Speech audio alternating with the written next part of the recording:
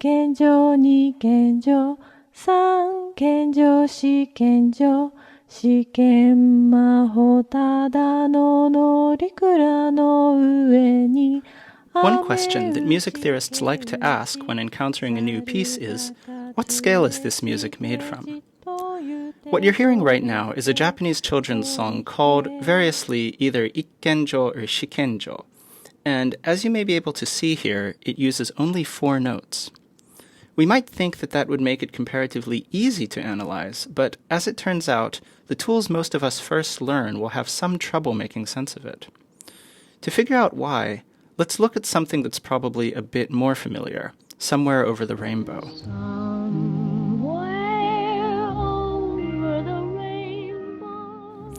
The verse of this song uses all of these notes, but only 10 unique pitches. The tune ends on this note, and 3 of our 10 pitches are an octave away from other pitches in the set. In Western music, pitches an octave apart are understood to be equivalent, so we can cross out 3 of our 10 pitches. We're left with a particular 7-note scale, which, combined with the fact that the piece ends on A flat, gives us enough information to say that we're in the key of A flat major. Now let's say we're trying to do the same thing with this Japanese folk song, shikenjo. There are only 4 pitches in the song, and these 4 pitches don't even stretch the distance of an octave. They span only a perfect fifth, a tiny bit more than half an octave. For at least the past 300 years, and arguably for much longer than that, Western theorists have used the octave to frame the scale. Using this logic, identifying shikenjo's scale requires us to fill in extra notes that are never actually present in the song. And in fact, even Western staff notation itself implicitly suggests that the scale is a 7-note one like this. Because many Japanese folk songs have a comparatively small compass of notes like shikenjo, post-war Japanese music theorists have developed an analytical system based on frames smaller than the octave. One such system, devised by music theorist Koizumi Fumio in the 1950s, remains the basis of most analysis of Japanese folk music today, more than half a century later. Koizumi conceives of the basic frame as a perfect fourth, with one movable note between the framing notes. Although these foundational note groupings are made up of 3 notes, Koizumi calls them tetrachords because they outline a perfect fourth. Koizumi is drawing an analogy with ancient Greek music theory, since such models had already been used by European comparative musicologists earlier in the century. The Greek model involved 2 movable notes rather than 1, but Koizumi keeps the English word tetrachord to stress the similarity in conception. While the perfect fourth frame remains constant, the inner note can move to one of 4 positions, producing 4 possible tetrachords, each of which he named based on different associations. The miyakobushi, which literally means capital city way of singing, and is based after the yin scale of late 19th century yin-yang binary conception of Japanese tonality, the ritsu, which comes out of the much older tradition of gagaku, the minyo, which is simply the word for folk song and had never been a music theoretical term before, and finally the ryukyu, named for the islands to the south of Japan, where this type of melodic shape is common. Let's go back to shikenjo. The song ends on C sharp, and 3 of its 4 notes fit into Koizumi's miyakobushi tetrachord. The only exception is the note B, which sits below the final note. Koizumi doesn't require that notes like this fit into another tetrachord. He simply calls them affixes, or added notes. The outer notes of each tetrachord are called nuclear tones, and while there is no requirement that songs end on one of them, they tend to act as centers of gravity. The melody often revolves around at least one of them. The affix a whole step below the lower nuclear tone simply reinforces its sense of gravity. Let's listen again now, and try to hear some of that gravity pulling B back to C sharp.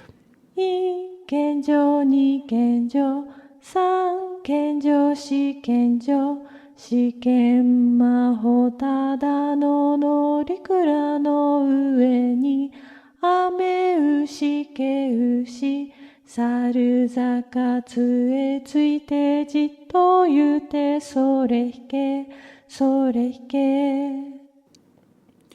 Not all traditional Japanese music has such a small range that's so easily described by just one tetrachord. For example, the song Zui Zui Zukurobashi has a range of a major sixth and uses 7 pitches within that range. If we line up the pitches in order, we'll see that we have consecutive half steps in a few places, and no Japanese tetrachord or Western scale has that characteristic. How might we begin to make sense of this? One strategy is to look at what tetrachords appear in the melody. For example, the F sharps always occur in close proximity to the A and B above them, meaning we could group them into a minyo tetrachord with a decorative affix above the top note. Meanwhile, the F naturals can similarly be grouped into a myakobushi tetrachord, and the B and the C natural can be seen as the beginning of another myakobushi tetrachord on B that is separated from the lower one by a whole step. This stacking of tetrachords is a common way for pitches to be laid out in traditional Japanese music, and one that helps to explain the circling around B that much of the melody does. The tetrachords not only account for all of the notes in this song, but they also tell us something about how the notes behave. For example, most of the tune circles around the notes A and B, but the middle part of the tune de-emphasizes A in favor of B, and this is also where F sharp and C sharp appear. By interpreting this as a move from an E myakobushi tetrachord, in which A is the upper nuclear tone, to an F sharp minyo tetrachord, in which A is the central tone, we can understand how the decreased emphasis on A corresponds with the introduction of the new pitch F sharp, a detail that the Western perspective on scales would not make clear.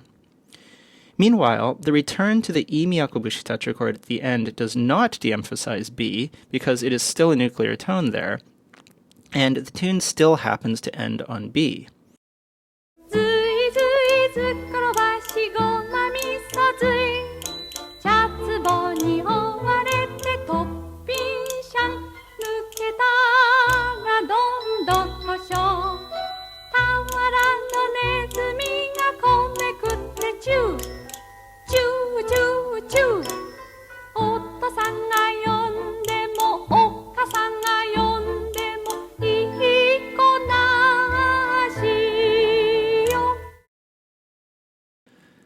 When Western tonality arrived in Japan in the 19th century, Japanese composers attempted to reconcile their folk musics with the Western tonal system. Sometimes Japanese composers outfitted existing songs with accompaniments in a Western style. Sometimes they composed new melodies in Japanese folk modes and styles, and sometimes they explored a mixture of both. One example of such mixture is Toryansei, a children's song whose tune is thought to have originally gone something like this. In this song, which can repeat forever in a loop, the first and last gestures are made entirely from the minyo tetrachord on E. In between, there is a strong emphasis on the myakobushi tetrachord on A with a G affix. But this song is best known in an early 20th century arrangement by the composer Motoori Nagayo. In Motoori's arrangement, some of the myakobushi tetrachords on A are transposed down to E, so that they occupy the same register as the minyo gesture from the beginning of the song. Why might he have made these transpositions? Let's first consider the end of the song, where Motoori's version differs most from the original. This scalar gesture contains a series of notes that cannot be analyzed tetrachordally, because the notes are too close together. Unlike in Zui Zui Zukurobashi, though, we can't analyze this case as overlapping tetrachords because the tetrachordally conflicting notes occur in direct sequence. Rather, Motoori has written the lower half of a Western D minor scale and then capped it up top with a new myakobushi tetrachord on A, decorated with the upper E as an affix. In other words, Motoori selectively imports Western melodic material for the song's climax, but compensates for it with a very Japanese tetrachordal gesture. Similarly, by transposing some of the A myakobushi tetrachords down to E, he fills out more of the melodic space of the Western D minor scale. As a result, he transforms the song's melody so that it can be harmonized in the Western style without losing its characteristically Japanese melodic shapes. Here's how that ending sounds.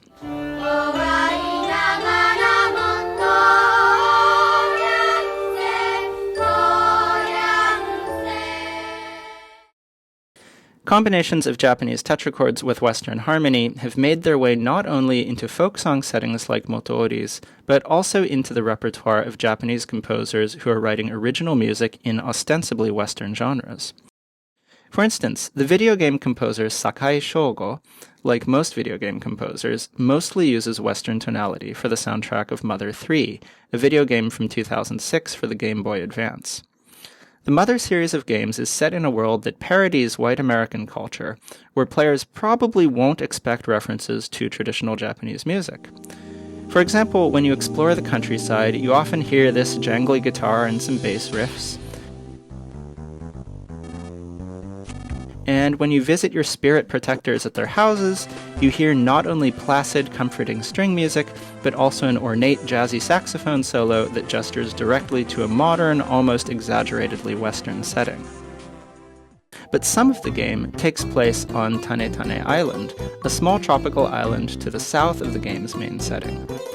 Much of the music that plays during your time here is made up of stacked ryukyu tetrachords, the type named for the small tropical islands to the south of Japan. But despite the heavy melodic presence of these ryukyu tetrachords, the bass part uses a note that does not belong to the ryukyu scale, and that noticeably clashes with the melody.